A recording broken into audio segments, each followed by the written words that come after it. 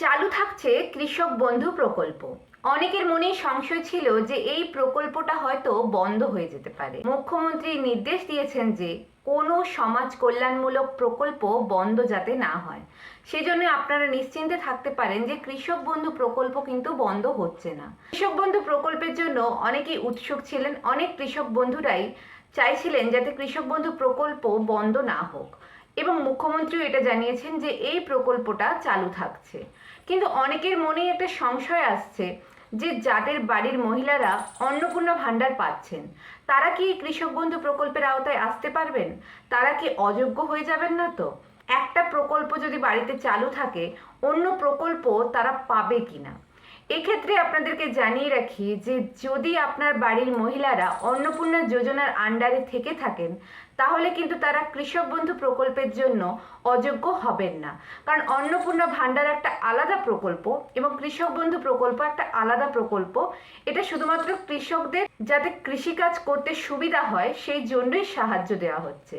এখানে কিন্তু অন্নপূর্ণার সাথে কোনো কানেকশন নেই, এমনটাই এখনো পর্যন্ত জানা যাচ্ছে। তাই আপনার বাড়ির মহিলা যদি অন্নপূর্ণা ভাণ্ডার পেয়ে থাকেন, তাহলে কৃষক বন্ধু প্রকল্পের আওতায় আপনি আসতে পারেন। এর পরের যে জিনিসটা নিয়ে মানুষের মনে প্রশ্ন আসছে, অনেক মহিলারাও চাষাবাদ করেন, মানে অনেক মহিলাদের নামেও জমি রয়েছে, তারা চাষাবাদের সঙ্গে যুক্ত রয়েছেন। তারা যে অন্নপূর্ণা ভাণ্ডার পাচ্ছেন, তারা কি কৃষক বন্ধু প্রকল্পের আওতায় আসতে পারবেন, নাকি তারা অন্নপূর্ণা ভাণ্ডার পাচ্ছেন বলে এখানে তারা অযোগ্য বলে বিবেচিত হবেন? এই প্রশ্নটাও অনেকের মনে আসছে। এখানেও জানিয়ে রাখি, এরকম কিন্তু কোনো আপডেট এখনো পর্যন্ত দেয়নি যে কোনো মহিলা যদি অন্নপূর্ণা ভাণ্ডার পান তাহলে তিনি এই কৃষক বন্ধু প্রকল্পের জন্য অযোগ্য। তাই তারাও আবেদন করতে পারবেন, কারণ মুখ্যমন্ত্রীর আন্ডার থেকে এরকম কোনো নির্দেশ এখনো পর্যন্ত দেওয়া হয়নি যে অন্নপূর্ণা ভাণ্ডার পেলে আপনি কৃষক বন্ধু প্রকল্পের আওতায় আসতে পারবেন না। কিন্তু কিছু ডকুমেন্টস, কিছু জমির কিছু কাগজপত্র আপনার লাগতে পারে।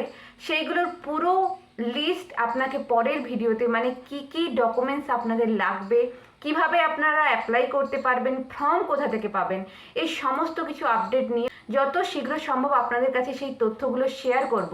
ভিডিওটা বানানোর উদ্দেশ্য এটাই যে কৃষক বন্ধু প্রকল্পের আওতায় যে কৃষকরা আসতে চলেছেন অন্নপূর্ণা ভাণ্ডারের সাথে তাদের কিন্তু কোনো সম্পর্ক নেই। তাই এই নিয়ে আপনারা নিশ্চিন্ত থাকতে পারেন।